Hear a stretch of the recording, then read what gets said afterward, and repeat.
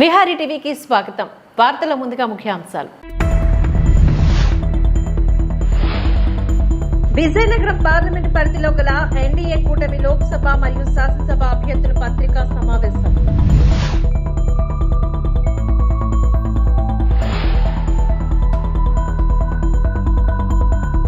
ప్రశాంత వాతావరణంలో ఎన్నికలే తమ లక్ష్యం. డీఎస్పీ లతా కుమారి, సిఐ శేఖర్ బాబు, ఎస్ఐ సతీష్ కుమార్ వెల్లడి.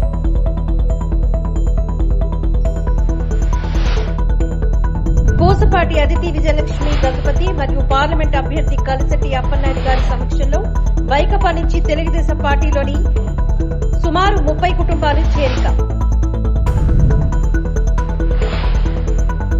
కావలిపట్నం 23వ వార్డులోని కావలి టీడీపీ, జనసేన, బీజేపీ ఉమ్మడి అసెంబ్లీ అభ్యర్థి కావ్య కృష్ణారెడ్డికి ఘన స్వాగతం. 23వ వార్డు టీడీపీ ఇన్ఛార్జ్ వర్ధినేని వెంకటేశ్వర్లు నాయుడు ఆధ్వర్యంలో భారీగా విచ్చేసిన శ్రేణులు బాణాసంచా పేలుస్తూ పూలవర్షం కురిపిస్తూ కృష్ణారెడ్డికి స్వాగతం పలికిన ప్రజలు. కావలి ఎమ్మెల్యేగా నన్ను ఎంపీగా వేమిరెడ్డిని గెలిపించాలని కోరుతున్న కావ్య కృష్ణారెడ్డి బ్రహ్మరథం పడుతున్న ప్రజలు.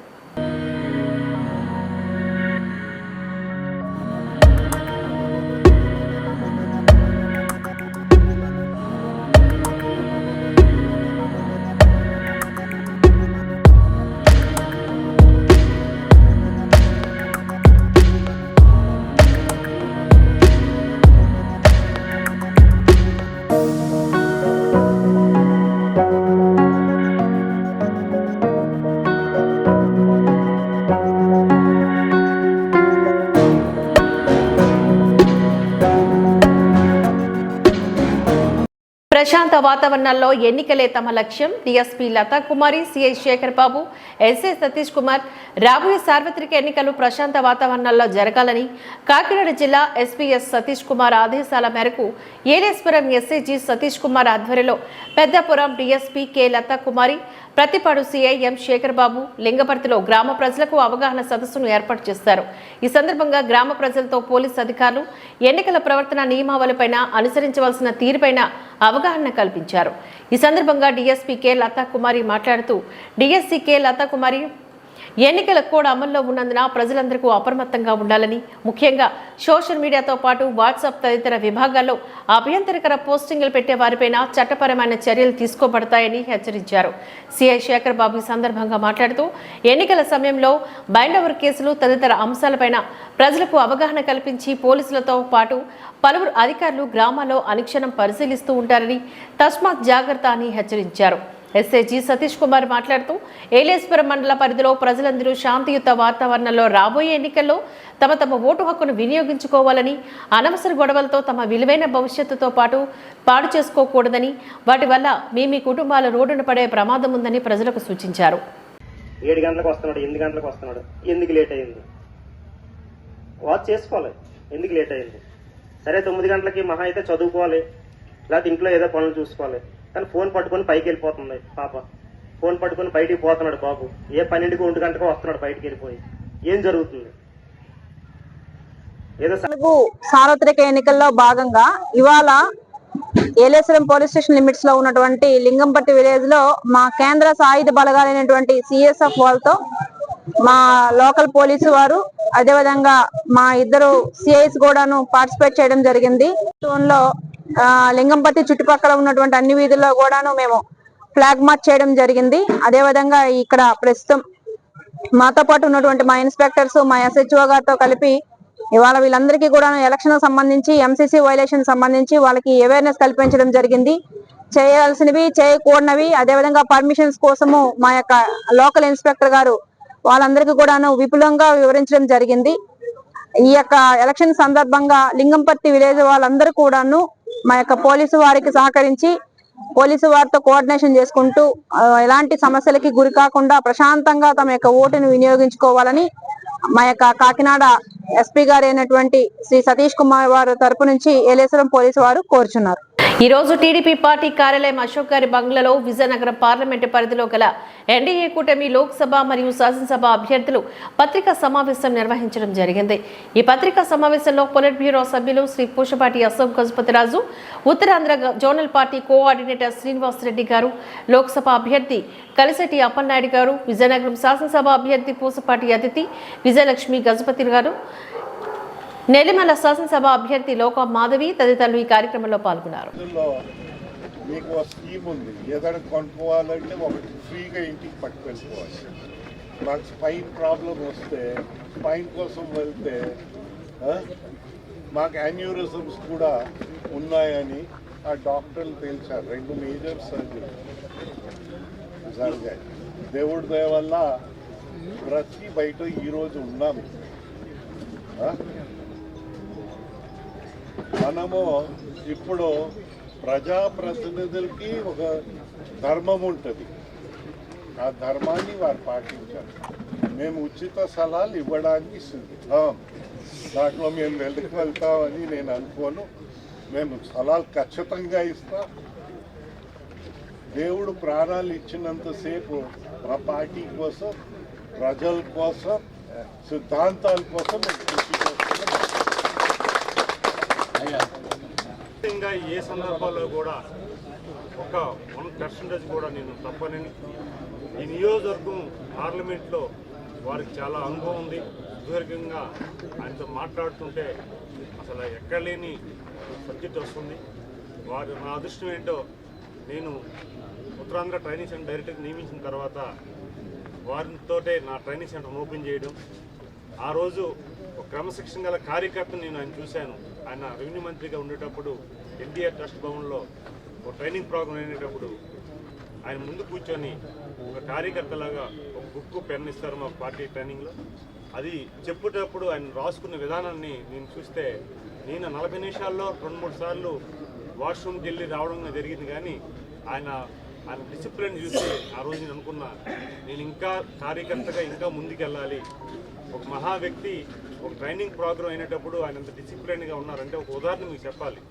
అలాగే అడ్మినిస్ట్రేషన్లో ఎక్కడ కూడా ఒక 1% ప్రతిపక్షాలు కూడా మాట్లాడలేని విధంగా ఒక తప్పు కూడా చేయకుండా వారు ఈరోజు పరిపాలన చేశారు. అలాంటి వ్యక్తి స్థానంలో నన్ను పార్టీ గుర్తించి పెద్దలు ఆశీర్వాదంతో నాకు ఈరోజు అవకాశం కల్పించారంటే నేను జీవితంలో మర్చిపోలేని రోజుగా నేను భావిస్తున్నాను. విజయనగరం స్థానిక కామాక్షి నగర్ కొప్పల వెలమ సామాజిక భవనంలో కొప్పల వెలమ సంక్షేమ సంఘం రాష్ట్ర అధ్యక్షులు కిలపర్తి పరమేశ్వరరావు, విజయనగరం జిల్లా సంక్షేమ సంఘం అధ్యక్షులు బొత్స వరప్రసాదరావు, సెక్రటరీ తింటూ కాశీనాయుడు, ఆర్గనైజర్ ముఖ మురళీ దేవుడు బాబు, సలహాదారుడు పేలాపు శ్రీధర్ ఆధ్వర్యంలో మీడియా సమావేశాన్ని ఏర్పాట్లు చేశారు. ఈ మీడియా సమావేశంలో రాష్ట్ర అధ్యక్షులు కిలపర్తి పరమేశ్వరం మాట్లాడుతూ, విజయనగరం జిల్లాలో అత్యంత మెజార్టీ ఉన్న కొప్పుల వెలమ కులస్తులకు రాజకీయ పార్టీలు నిరాదరణకు గురవుతున్నారు. దీనికి కారణం రాష్ట్ర రాజకీయాల్లో అత్యంత జనాదరణ కలిగిన ఉప్పల వెలమ సామాజిక వర్గానికి పిలిచి టికెట్లు ఇచ్చేవారు. ఇప్పుడు మేము అడిగినప్పుడు కూడా టికెట్ కేటాయించడం లేదు. విజయనగరం జిల్లాలోని అధికార పార్టీ బొబ్బిలి నియోజకవర్గంలో టికెట్ కేటాయించి సరిపెట్టుకుంటున్నారు. గజపతి నగరం నియోజకవర్గంలో అధికంగా ఉన్న కొప్పుల వెలమ సామాజిక వర్గానికి అసెంబ్లీ టికెట్ కేటాయించకుండా అధికార పార్టీ ప్రతిపక్షం పార్టీ ముఖంగా టీడీపీ, జనసేన, బీజేపీ కూటమి పార్టీ వేరే వాళ్ళకి ఇచ్చారు. కానీ కొప్పుల వెలమలకు చంద్రబాబు నాయుడు గుర్తించలేదు. కాబట్టి ఇప్పటికైనా మాకు ఎంపీ టికెట్ కానీ ఎమ్మెల్యే టికెట్ కానీ కొప్పుల వెలమలకు కేటాయించవలసిందిగా కోరుచున్నాం. లేని ఎడల అధిక జనాభా ఉన్న మేము రానున్న ఎన్నికల్లో మమ్మల్ని గుర్తించిన పార్టీ వాళ్ళకి పార్టీలకు తగిన బుద్ధి చెప్తామని చెప్పారు. సరిదిద్దుకోపోయినట్లయితే రానున్న రోజుల్లో, రానున్న ఎలక్షన్లు జరిగే రోజుల్లో మా కొప్పల వెలమ కులం నుంచి సరైన గుణపాఠం ఎవరైతే మమ్మల్ని నిరాదరణకు గురి చేస్తున్నారో వాళ్ళు నేర్చుకుంటారని ఈ పత్రికాముఖంగా అందరికీ కూడా, అన్ని రాజకీయ పార్టీలకు కూడా హెచ్చరిక తెలియజేస్తున్నాం. ఎలక్ట్రానిక్ మీడియా ప్రతినిధులందరికీ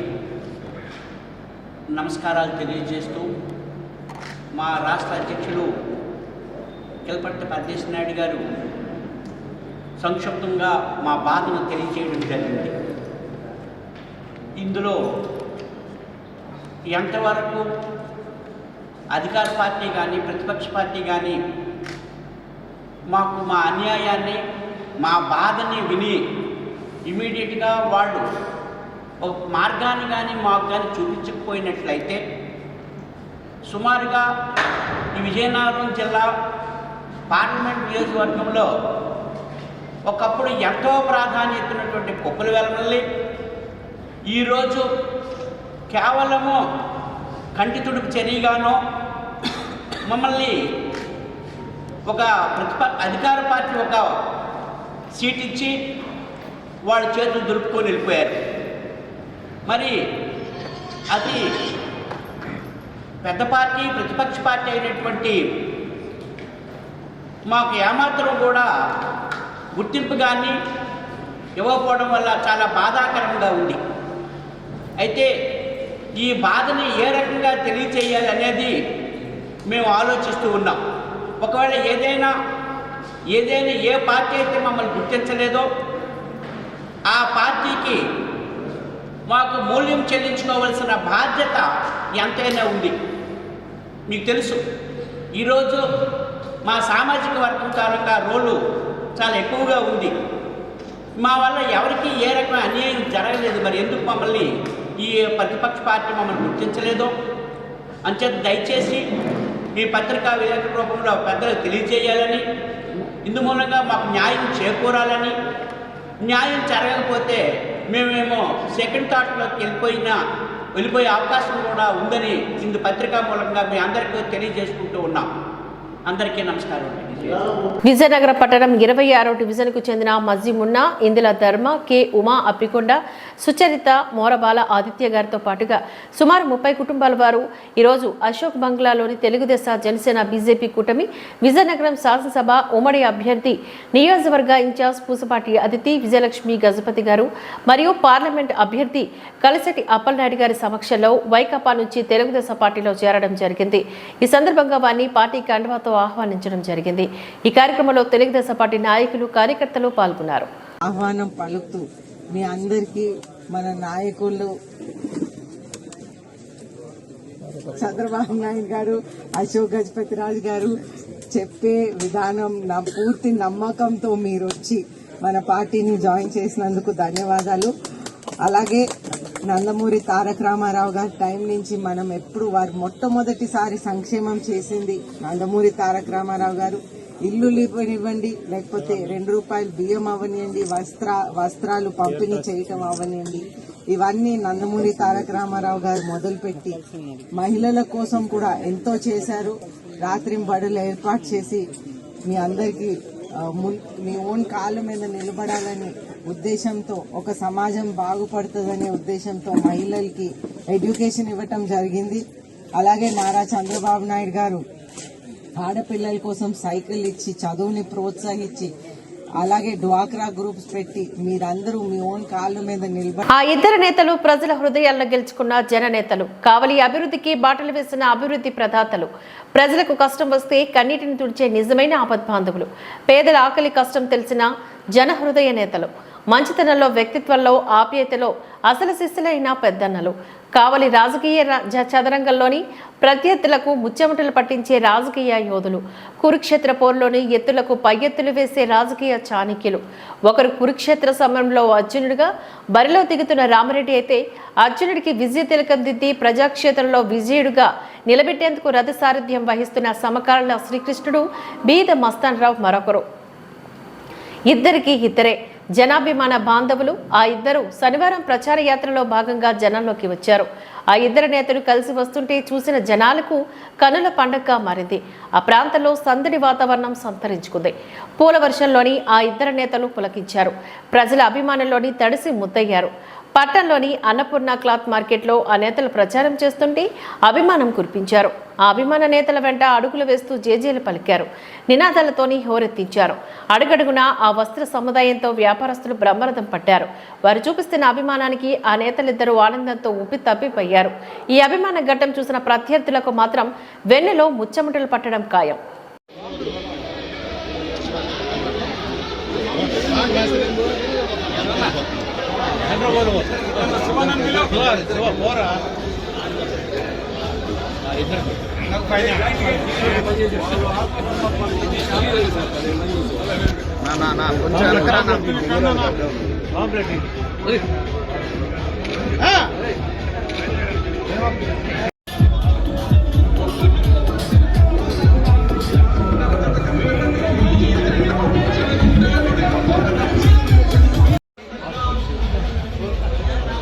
అంజిరెడ్డి ఆడికి వచ్చే మళ్ళా మన అంగడి కాడికి ఏం కాదు కొడతా ఉండు మనోజ్ మా వాడికి చెప్పాలా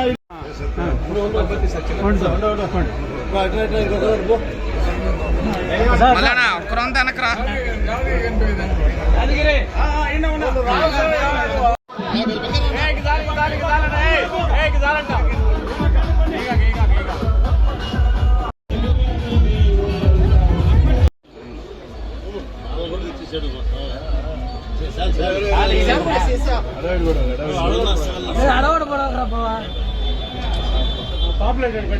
పాంప్లెట్ పెట్టండి సార్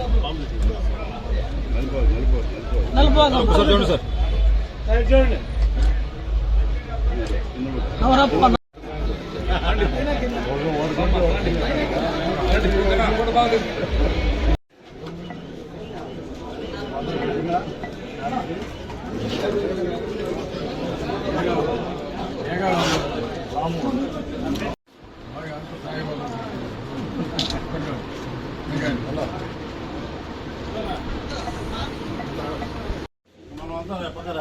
పక్కన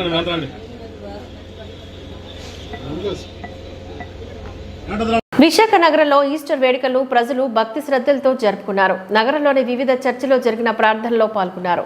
ప్రేమ విందును ఆరగించారు. ఉదయం నుంచి అన్ని చర్చిలు ఆరాధన కార్యక్రమంలో క్రైస్తవ సభ్యులు అధిక సంఖ్యలో పాల్గొని ప్రత్యేక ప్రార్థనలు చేశారు. యేసుక్రీస్తు చనిపోయి తిరిగి లేచిన రోజు ఈస్టర్ కావడంతో ఆ శుభ సమయాన్ని అంతా సందడిగా జరుపుకున్నారు. జీవితంలో ఎదురయ్యే సవాళ్లను చూసి కుంగిపోకుండా ఆ సవాళ్లను మనం జయించగలమనే సారాంశం కూడా ఇందులో ఉందని పలువురు చర్చి ఫాదర్లు తెలియజేశారు.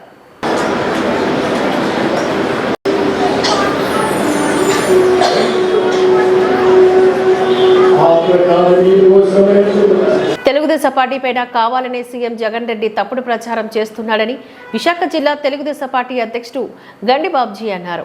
ఆదివారం జిల్లా టీడీపీ కార్యాలయంలో జరిగిన విలేకరుల సమావేశంలో ఆయన మాట్లాడారు. టీడీపీ డబ్బున్న వారికి సీట్లు ఇస్తున్నారని, తప్పుడు ప్రచారం చేస్తున్నారని, ప్రచారం చేయడం తగదని చెప్పారు. ఉత్తరాంధ్ర నుంచి నెల్లూరు వరకు బీసీలకు సీట్లు ఇచ్చామని, సీఎం జగన్ రాష్ట్రం నలుమూలల సమన్వయకర్తలు రెడ్డిలను పెట్టుకున్నారని ఆరోపించారు. పవర్ లేకపోతే మన చుట్టూ ఎవరు ఉంటారు, డబ్బులు ఉంటే మనతో ఎవరు ఉంటారు, డబ్బులు లేకపోతే మనతో ఎవరు ఉంటారు, అందరూ అనుభవించుంటారు ఇవన్నీ. సో నేను ఒకరోజు బాధపడ్డా. ఎప్పుడైనా సరే కష్టపడి పని చేసినప్పుడు ఓటమికి బాధ ఉంటుంది.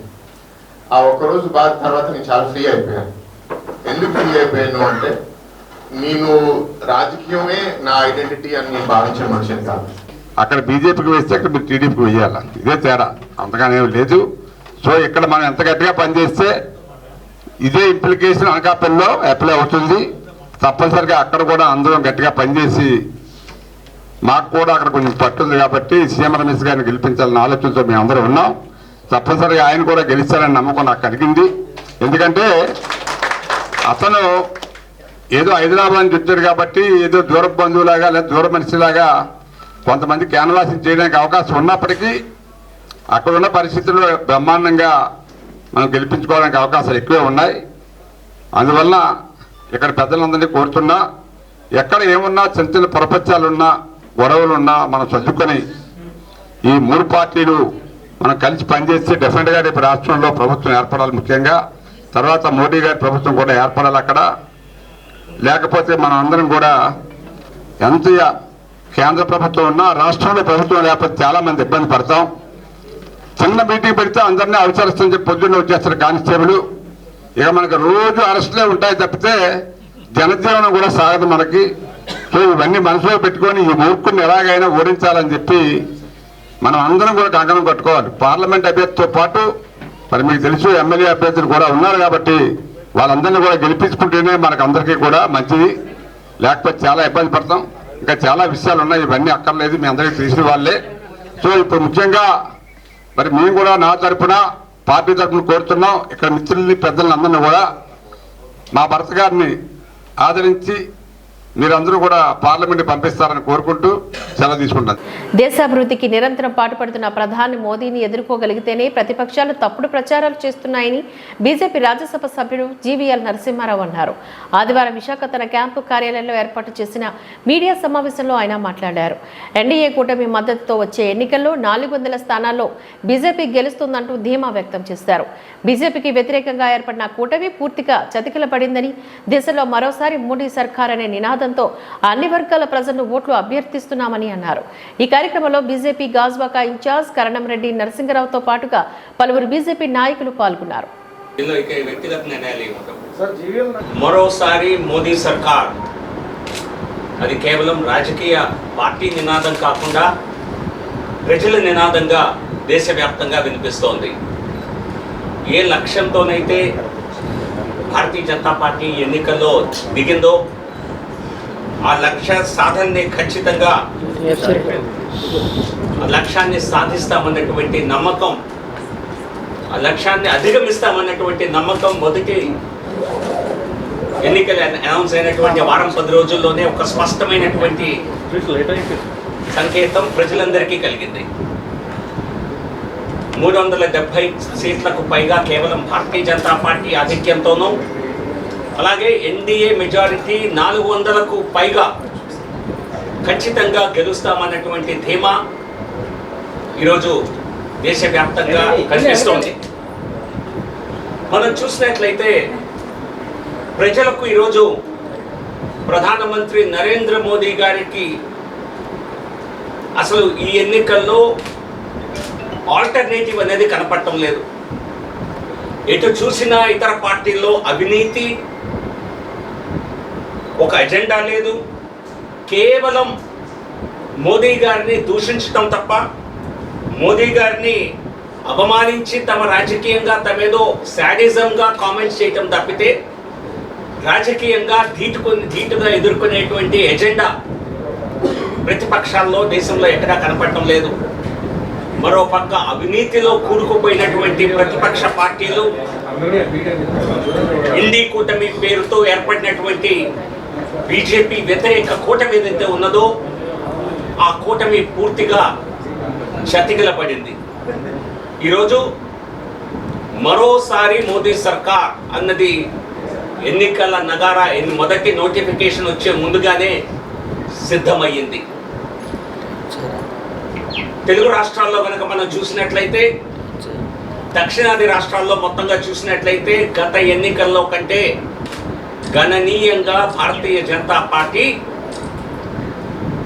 కాంగ్రెస్ కూటమిపై ఆధిక్యత సాధించనుంది. చాలా మందిలో అపోహ ఉన్నది, గత ఎన్నికల్లో కూడా కాంగ్రెస్ కంటే భారతీయ జనతా పార్టీకి సౌత్లో కూడా కొద్ది ఆధిక్యత లభించింది. ఈసారి ఆధిక్యత మరీ పెరిగేటువంటి అవకాశం ఉన్నది. కర్ణాటక, తెలంగాణ లాంటి రాష్ట్రాల్లో కూడా ఎక్కడైతే కాంగ్రెస్ అధికారంలో ఉందో ఆ రాష్ట్రాల్లో కూడా భారతీయ జనతా పార్టీ విస్తృతమైనటువంటి అభివృద్ధిని సాధించబోతోంది. కర్ణాటకలో ఖచ్చితంగా గత పర్ఫార్మెన్స్ని రిపీట్ చేయటమే కాకుండా 25 సీట్లు గత ఎన్నికల్లో గెలుచుకోవడం జరిగింది. మరొకటి ఒక సపోర్ట్ చేయటం జరిగింది సుమలత గారిని. 26 సీట్లు ఈసారి 28కి 28 గెలిచేలా అక్కడ స్థానిక పరిస్థితులు కర్ణాటకలో ఉన్నాయి. ఎందుకంటే కాంగ్రెస్ ప్రభుత్వంని చూసినటువంటి కర్ణాటక ప్రజలు పూర్తిగా విసిగిపోయి 100కి 100% కాంగ్రెస్, భారతీయ జనతా పార్టీ వైపు వారు మళ్ళీ మొగ్గు చూపుతున్నారు. అలాగే తెలంగాణలో కూడా గత ఎన్నికల్లో 4 సీట్లు గెలుచుకున్నటువంటి భారతీయ జనతా పార్టీ ఈసారి డబుల్ డిజిట్, ఒక రకంగా బీఆర్ఎస్ కుప్పకూలిపోవటం, కాంగ్రెస్ విశ్వసనీయత దేశవ్యాప్తంగా లేని కారణంగా భారతీయ జనతా పార్టీ ఈసారి ఖచ్చితంగా డబుల్ డిజిట్ టాలీ తెలంగాణలో సాధిస్తుంది. ఈ విధంగా అలాగే తమిళనాడులో గతంలో ఎప్పుడు కూడా భారతీయ జనతా పార్టీ కూటమిలో ఒక చిన్న భాగస్వామిగా కనిపించేది. అది ఈసారి ఎన్నికల్లో డిఎంకే కూటమికి ప్రధాన ప్రతిపక్షంగా, ప్రధానమైనటువంటి పోటీదారుగా ఈరోజు భారతీయ జనతా పార్టీ ఏర్పరిచినటువంటి కూటమి తమిళనాడులో ఈరోజు డెవలప్ అయ్యింది. కేరళలో కూడా మొట్టమొదటిసారి భారతీయ జనతా పార్టీ సీట్లు గెలవబోతోంది అన్నది మేము చెప్పడమే కాదు, అన్ని సర్వేలు కూడా చూపిస్తున్నాయి. ఈ వార్తలు ఇంతటితో సమాప్తం. నమస్కారం.